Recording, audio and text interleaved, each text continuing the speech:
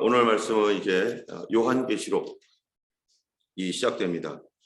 성경의 맨 마지막 책, 서론이 있으면 결론이 있는 것처럼 창세기가 서론이라면 결론인 요한계시록이 지금 오늘 우리가 가야 할 함께 볼 말씀입니다.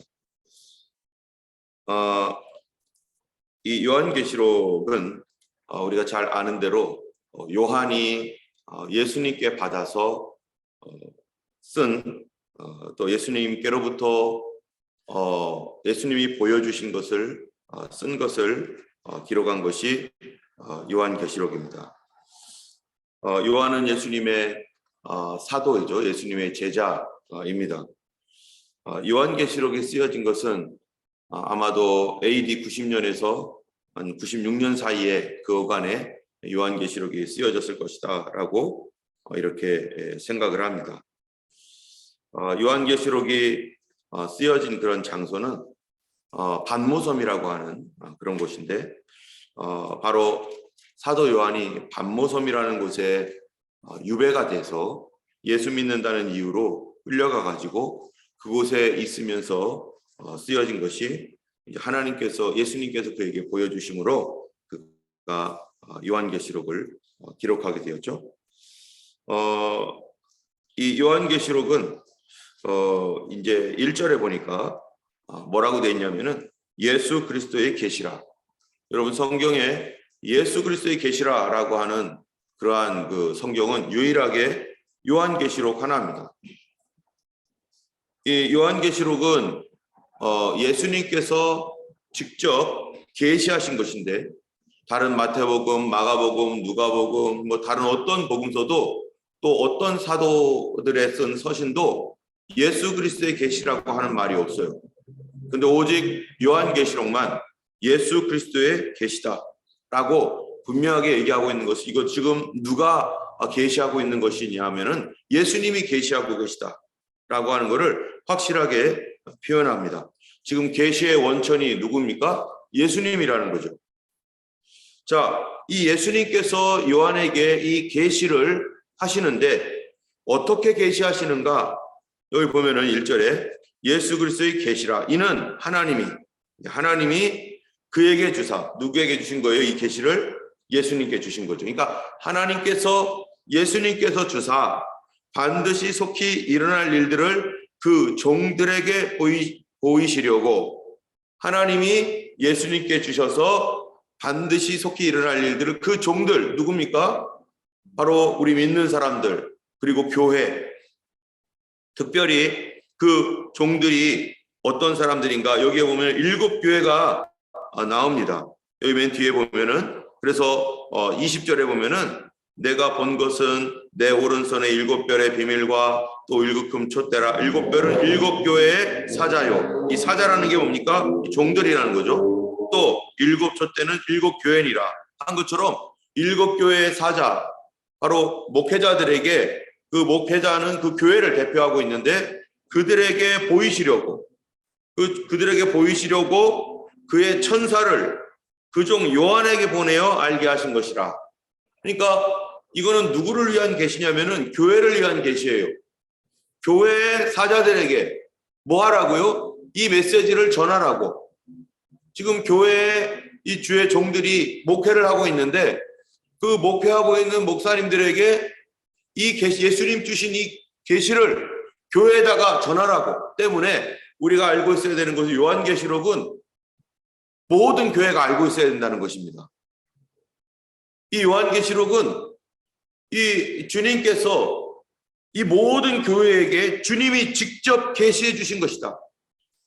그런데 이 계시는 어떤 방식을 통해서 왔느냐? 하나님께서 예수님에게 주셔서 그 예수님께 주셨던 것을 예수님이 그의 천사에게 보내어 가지고 그의 천사가 요한에게 안내해 주면서 보여준 거예요.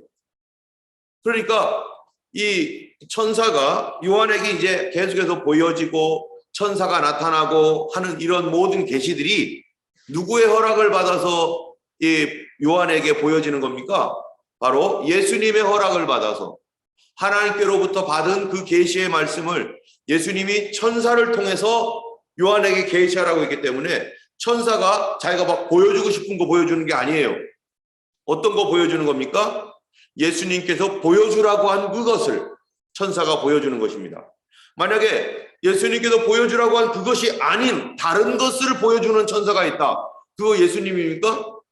그거 예수님의 천사입니까? 아니죠.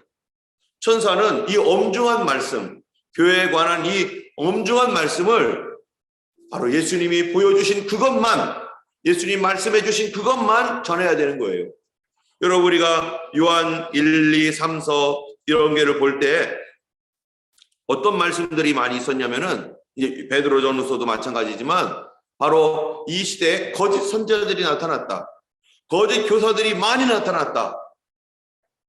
그러면은 그 말 뒤에는 참된 교사도 있는 것이고, 참된 선지자도 있는 것이고, 참된 목자도 있는 것이죠.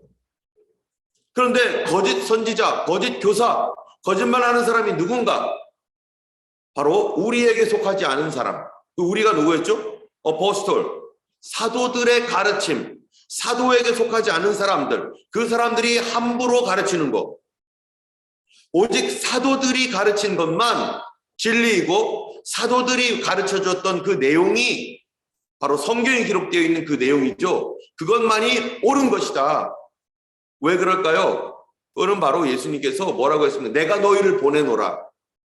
내가 아버지께서 나를 보낸 것처럼 나도 너희를 보내노라 하셨던 예수님 말씀처럼 예수님이 사도들에게 증거자로서, 증인으로서 내 가르침을 사람들에게 가르치라고 예수님이 그들에게만 허락한 거예요.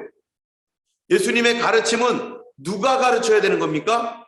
사도들이 가르쳐야 되고, 사도들이 예수님께 받은 것을 가르친 것, 그것을 기록한 것이 바로 성경입니다. 그 성경이 어느 성경이에요? 신약 성경. 때문에 이것 이외에 사도들이 아닌 다른 사람이 자기가 멋대로 아주 공부를 많이 했다고 치고 뭐 바리새인처럼 또 막 뭔가를 막 이 구약 성경을 달달달 외운다고 하더라도 예수님께서 보내지 않은 사람이 가르친다면, 예수님께서 보내지 않은 내용, 그거를 말한다면 그가 바로 적그리스도요, 그가 바로 거짓 선지자고 거짓 교사인 거죠. 여러분, 그래서 구약 성경은 예수님께서 모세오경과 또 시편과 또 이 선지서, 이것을 다 성경이라고 분명히 얘기하고 있는 것처럼 신약 성경은 무엇이 신약 성경의 기준입니까? 예수님이 보냈느냐, 예수님이 보낸 사도가 썼느냐.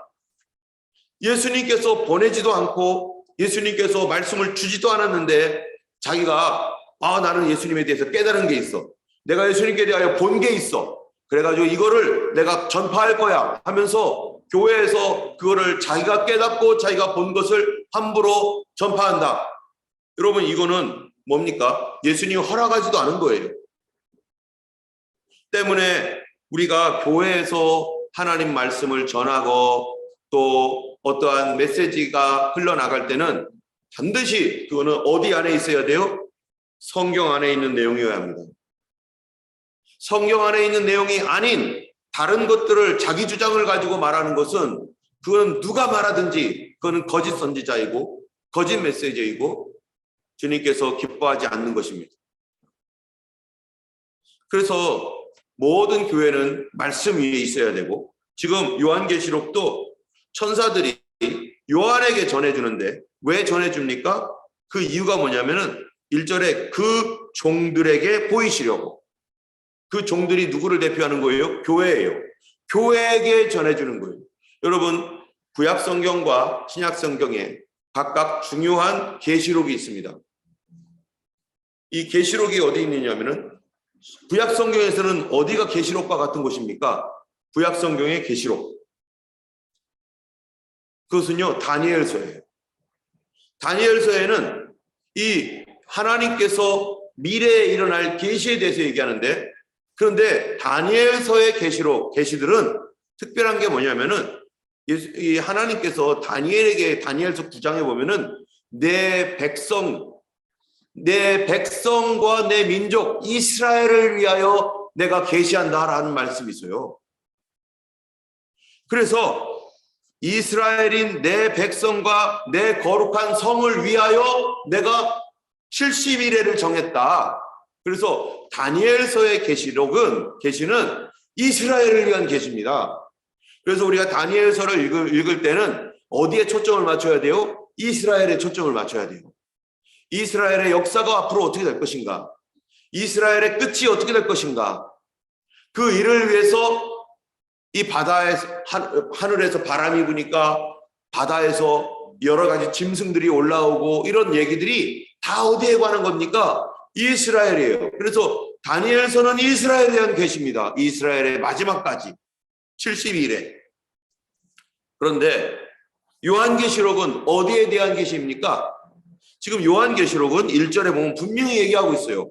이거는 이스라엘에 대한 얘기를 하기보다는 그 종들에게 보이시려고. 그 종들이 누구죠? 바로 7교회의 사자들, 7교회의 목회자들.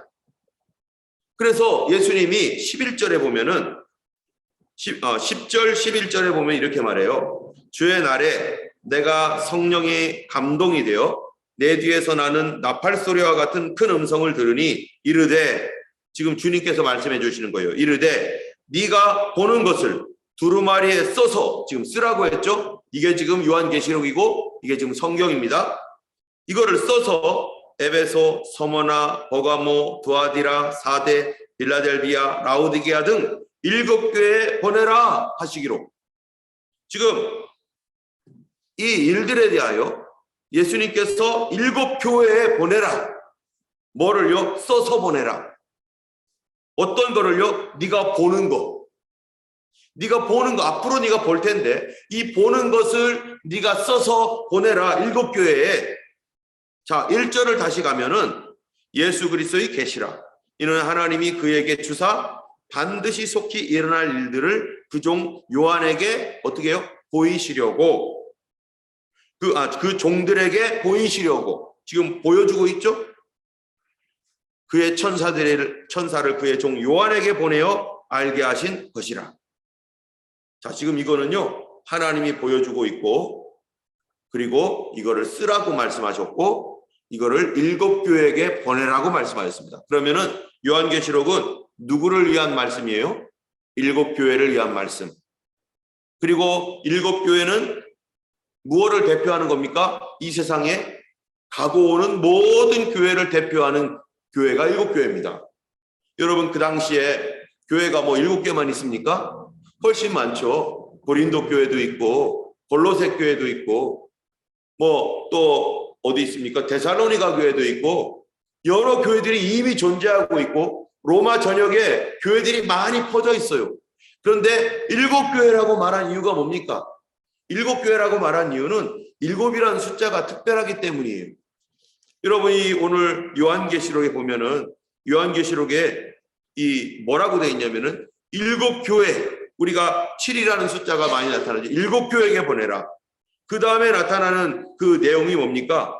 우리가 이 뒤에서 보면은요, 7인을 떼고 7 나팔이 불리고 7 대접이 떨어지고, 이게 다 뭐예요? 7이라는 숫자가 하나님께서 준비하신 완전한 숫자거든요. 모든이라는 의미를 다 하나님께서 행하시는 모든 것이라는 의미를 가지고 있거든요. 그러니까 7이라고 하는 것은 모든 교회, 그 당시에만 있는 교회인가? 아니죠. 바로 그 당시뿐만 아니라 앞으로 올 모든 교회, 우리 교회까지 포함해서, 그리고 앞으로 생겨날 또 다른 많은 교회들, 그 모든 교회에게 보내라. 그렇기 때문에 요한계시록은 교회를 위한 계시, 교회가 반드시 알아야 할 계시, 교회는 이해하고 있어야 할 계시. 그러면은 지금은 우리는 2022년에 있습니다. 그러면은 이 요한계시록에 쓰여질 당시는 지금 AD 65년 뭐 그 어간 그쯤인데, 그때도 교회가 있었죠. 요한계시록은 그때를 위한 말씀이기도 합니다. 그죠? 65년 당시에 있었던 그 교회를 위한 말씀이에요. 그런데 66년의 교회는 아닙니까? 그로부터 100년이 지난 196년에는요. 그때도 교회가 있었죠. 그리고 그때로부터 1000년이 지난 뒤에는요, 1965년에는요, 그때도 교회가 있죠. 더 많은 교회가 전 세계에 있죠. 그리고 지금 2022년, 지금도 엄청난 교회가 있습니다. 과거로부터 지금까지 엄청난 교회가 있었는데, 이 말씀은 모든 교회이기 때문에 바로 과거에 있었던 교회, 그리고 현재 있는 교회, 앞으로 있을 모든 교회에게 적용되는 거예요. 그리고 그 교회들은 이 말씀을 알고 있어야 됩니다. 자, 그러면 우리는 먼저는 이 교회, 현재 있는 그 요한계시록에 쓰여졌을 당시의 교회, 그 교회들은 어떤 형편에 있었는지 알아야 돼요. 여러분, 그 당시에 이 로마 안에는 그 황제가 있었는데, 그 당시에는 그 로마 제국이 다스리고 있었던 시대죠. 도미티아누스 황제라는 황제가 있습니다. 이 도미티아누스 황제는 바로 누구냐면은요, 이 티투스, 이 도미티아누스 황제 바로 직전의 황제가 티투스인데, 티투스는 이 베스파시아누스라고 하는 황제의 아들이에요. 여러분, 베스파시아누스는 누굽니까? 바로 AD 70년경에 이스라엘이 이 반란이 일어났었을 때, 이 베스파시아누스 황제가 60년대 후반에 이스라엘의 반란이 일어나가지고 그 황제가 로마 군단장으로 있다가 그 시리아 쪽에서 이스라엘의 반란이 일어났기 때문에 이스라엘을 점령하기 위해서 이스라엘을 예루살렘까지 쳐서 이스라엘을 꼼짝하지 못하기 위해서 그 베스파시아누스 황제가 이렇게 이제 이스라엘을 점령하러 왔습니다. 그 이스라엘을 포위 점령하고자 하는 그 당시에 어떤 일이 있었냐면 네로 황제가 그만 이 로마에 불을 질렀던 사람 아니에요? 이 네로 황제가 이 불을 지른 뒤에 자기가 여러 가지 이 사건에 의해서 나중에 자살을 합니다. 그런데 이 베스파시아누스가 이스라엘을 치러 예루살렘을 점령하러 오고 있는 동안에 네로 황제가 자살을 했기 때문에 베스파시아누스 황제가 재빨리 본국 로마로 돌아가서 거기서 뭐가 되냐면은 황제가 되어버렸어요. 그리고 자기 아들 티투스에게 야, 네가 가서 내가 하지 못했던 이스라엘을 다시 점령해라 라고 해가지고 티투스가 군단장이 돼가지고 이 로마 군병을 이끌고 예루살렘까지 쳐들어와서 그때 어떤 일이 일어납니까? 바로 이 이스라엘의 상징인 이 예루살렘에 있는 성전이 파괴됩니다. 그 성전은 스룹바벨 성전, 헤롯 성전이라고도 하는 이 성전이 완전히 파괴돼요. 그래서 지금 뭐만 남아있어요? 서쪽 벽만 남아있죠. 그거를 우리는 통곡의 벽이라고 합니다.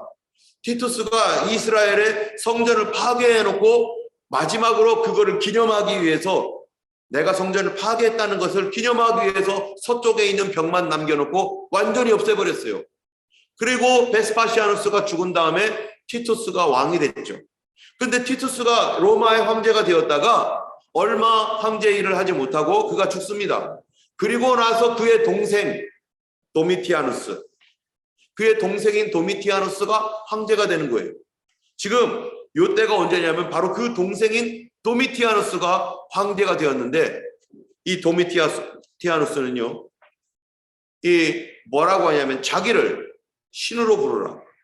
다른 사람들은 다 어떻게 했냐면은 죽은 다음에 로마 황제를 신으로 모시는 경우는 있지만 살아있을 때 신으로 숭배하는 것은 없었습니다. 그런데 도미티아누스가 자기를 1년에 한 번씩 모든 백성들에게 도미티아누스는 주님이시고 하나님이십니다 라고 말하게 시켰어요. 그거를 해야만 표를 줘요. 황제를 숭배했다는 표를 줘가지고 이 표가 있어야만 물건 매매를 할 수 있습니다. 나중에 보면 666이라고 하는 이런 숫자가 막 나오고 이 표를 받지 아니하면 뭐 그런 얘기가 나오잖아요. 이 요한계시록 13장에 보면은 이 과거에 바로 도미티아누스가 바로 자기를 주님이시고 하나님이십니다 라고 하면서 도미티아누스에게 경배했던 사람들에게 주는 표, 그거를 가지고 이제는 살아갈 수 있도록 하는 이런 일들을 하니까 크리스찬들이 어떻겠습니까? 크리스찬들은 예수는 그리스도, 우리가 말할 수 있는 주님은 퀴리우스라고 하는 주님은 오직 예수밖에 없다. 예수 이외에는 우리의 주가 없다. 어떤 사람도 우리의 주님이 아니다. 하나님은 오직 여호와 하나님, 그 하나님만 하나님이지 무슨 도미티아누스가 황제냐, 하나님이냐, 우리는 못한다. 그러면서 이 도미티아누스의 정책에 반대하는 거죠. 여러분, 이 정치 지도자의 정책에 반대한 겁니다. 누가요? 크리스찬들이. 우리는 그렇게 하지 못하겠다 하니까 정치 지도자였던 이 도미티아누스가 교회를 박해하기 시작하는 거죠. 오늘날도 중국이라든지 북한에 그들이 정치 지도자입니다. 그런데 그들이 하는 그 일들이 비성경적이고 반성경적이고 하나님을 대항하는 일이기 때문에 많은 크리스찬들이 그들의 말을 따라갈 수 없죠. 그러다 보니까 어떡합니까? 교회를 핍박하고, 시진핑이 교회를 핍박하고 그래가지고 십자가를 다 떼어버리고 그랬잖아요. 그래서 예전에 우리가 화면으로 뭡니까? TV에서 봤잖아요. 중국에 있는 교회들의 십자가를 다 떼어버리고 불도저를 막 그냥 그거를 막 떼어내는 거. 시진핑 시대 때 지금 시진핑이 그 일을 하고 있는 거죠. 계속해서 교회는 핍박을 당하고 있습니다. 중국 교회가. 마치 도미티아누스 황제처럼 자기를 지금 황제라고, 자기를 지금 이 신이라고, 그래서 어떡합니까? 시진핑 사진을 교회에다 걸게 만들고, 옛날에 일본 천황은 어땠습니까? 똑같이 했죠. 지금 이 과거로부터 지금까지 이거는요 계속 있었던 일이에요. 도미티아누스 황제 때도 교회에다가 도미티아누스 너희들 교회 믿음 생활 잘해라. 그런데 1년에 한 번은 교인이건 아니건 누구든지 목사건 누구건 다 도미티아누스는 하나님이시고 우리의 주님입니다라고 고백해라. 이거 한 번만 하면 된다는 거예요. 그러면 핍박 안 받습니다. 근데 교회는 그 단 한 번을 못 하는 거죠. 우리는 단 한 번대 그리스도께 대한 순결을 우리는 지킬 것이다. 교회의 순결은 뭡니까? 오직 예수밖에 없는 거죠. 이 성도들이 그것 때문에 핍박을 받고 있었습니다. 그래서 여기에 나와 있는 7교회 어떻게 했어요? 7교회도 어려움을 당하고 있는 거죠. 그 바람에 에베소에 있었던 사도 요한이요, 예수 그리스도 이외에 다른 구원이 없다. 도미티아누스는 주도 아니고 하나님이 아니다. 내가 왕으로 인정한다. 그러나 그가 무슨 하나님이냐 하면서 그렇게 하기를 거부했었을 때 바로 이 나이가 많은 이 사도 요한이요, 반모라고 하는 섬으로 끌려갑니다. 거기에서 채석장에서 강제 노동에 시달리면서 그렇게 살았을 거예요. 그런데 그렇게 하더라도 나는 내 믿음 지키겠다. 어려워도 그렇게 하겠다. 여러분, 북한에 있는 교회 성도들이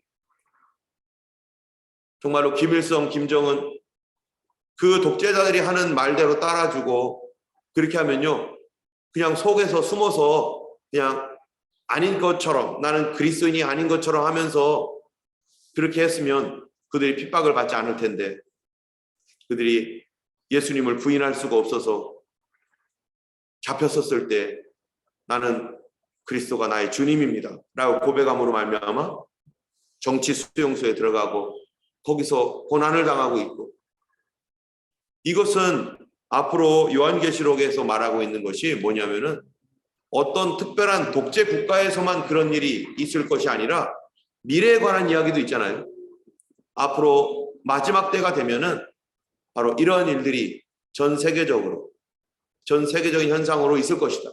교회는 핍박을 받게 될 것이다 라고 하는 그러한 내용들. 그러나 주님께서 오셔서 그 모든 핍박하는 자들을 심판하시고 주님이 회복시켜 주실 것이다 라고 하는 이 소망과 승리의 메시지가 이 요한계시록에 있는 것입니다. 이러한 그 상황 속에서 이제 요한계시록은 2절에 보면은 요한은 하나님의 말씀과 예수 그리스도의 증거 곧 자기가 본 것을 다 증언하였느니라. 요한이요, 자기가 이 주님께 받았던 거, 이 반모라고 하는 섬에서 나이 많은 분이 거기에서 있는 동안에 정말로 하나님께서 그 요한에게 보여주셨던 그런 놀라운 환상과 계시, 주님이 직접 보여주셨던 이 계시를 통해서 요한은 그 반모섬에서의 생활이 어떻겠어요? 날마다 기대가 되는 거죠. 와, 우리 하나님께서 이 어려운 채석장이나 이러한 그 노역에 있는 그러한 그 감옥 생활, 이런 생활 속에 매 하나님께서 계속해서 어떠한 계시들과 위로의 말씀과 은혜를 계속 주는 거예요. 어렵고 힘들어도 하나님의 은혜가 거기 계속 있습니다. 그럴 때 그거 다 이겨낼 수 있고, 정말로 힘들 때 주님의 가장 여러분 어려움을 당하고 핍박이 있고 또는 이 고난 가운데 있을 때 우리의 가장 큰 위로가 되는 건 뭐냐? 나 혼자 있는 게 아니라 예수님이 알고 계시고 기도할 때마다 하나님께서 나에게 메시지를 준다는 거예요. 나에게 위로의 메시지, 소망의 메시지, 기도할 때마다 하나님께서 내가 너를 알고 있다. 내가 너의 갈 길을 알고 있다. 어떤 목사님이 북한에 갔었는데 북한에 그렇게 잘해줬어요. 그런데 북한에서 어느 날 이 목사님을 체포했습니다. 왜 체포했느냐? 자기가 있었던 이 외국에서 북한에 대한 이야기들을 좀 했어요. 그랬더니 북한에서 그거를 알고 이 목사님이 오셔서 그 북한에다가 그 교회가 얼마나 선교를 하고 많이 했는데, 그런데 자기들의 체제에 대하여 비판했다고 해가지고요, 그렇게 헌신하면서 북한을 도왔던 그분을 체포를 해버렸어요. 체포를 해가지고 감옥에 집어넣습니다. 그리고 그 감옥 정치 수용소에서 이분이 있는 동안에 하나님께서 이 고난 속에 있을 때 정말로 무슨 강제 노역을 해본 적이 있습니까? 그런 것도 없는 그 목사님이 북한 선교하다가 거기에 들어갔다가 체포돼가지고 이 한국 국적도 아니에요. 그런데 이분이 체포돼가지고 거기서 뭐 합니까? 강제 노역을 할 때 하나님께서 미리 뭔가를 보여주는 거 있죠. 그분이 어떻게 될 것이라는 어떠한 미래에 대한 소망을 보여준 거예요. 앞으로 지금은 이렇지만 곧 이런 일이 있을 거니까 참고 기다리고 있어라. 그 소망, 그것 때문에 어려움을 다 견디고 이기고 하나님께서 때가 되면 이제 다 해방시켜 주시는구나. 하나님께서 때가 되면 이기게 해주시는 거구나. 그래서 그때가 언제인지 몰랐지만 점점점 시간이 지나가면서 결국 하나님의 은혜 가운데 그가 봤던 것대로 그가 감옥에서 풀려나오고 지금 말씀 전하고 다니고 있습니다. 이 요한도요, 어려운 가운데 있지만 하나님이 주시는 승리를 받았을 때 얼마나 기쁘겠어요. 저도 우리 교회 왔었을 때 그 마찬가지고 모든 사람들이 어려움이 있지만 그 어려움 나 혼자 당하고 혼자 이렇게 냅두지 않습니다. 하나님이 역사하십니다. 그럴 때 우리가 하나님의 놀라운 역사를 체험하고 감사하면서 참으로 승리가 뭔지를 경험하게 되고 하나님이 살아계신 하나님, 온 우주를 통치하시는 우리의 왕이신 하나님을 경험하게 되는 것입니다. 이제 요한계시록 우리가 이제 다음 주부터 계속해서 나갈 텐데요. 그런 살아계신 주님을 우리도 체험하고 우리의 소망 되신 예수님을 굳게 붙드는 우리 모두가 되기를 예수님의 이름으로 축원합니다. 이 시간 우리 같이 기도하겠습니다.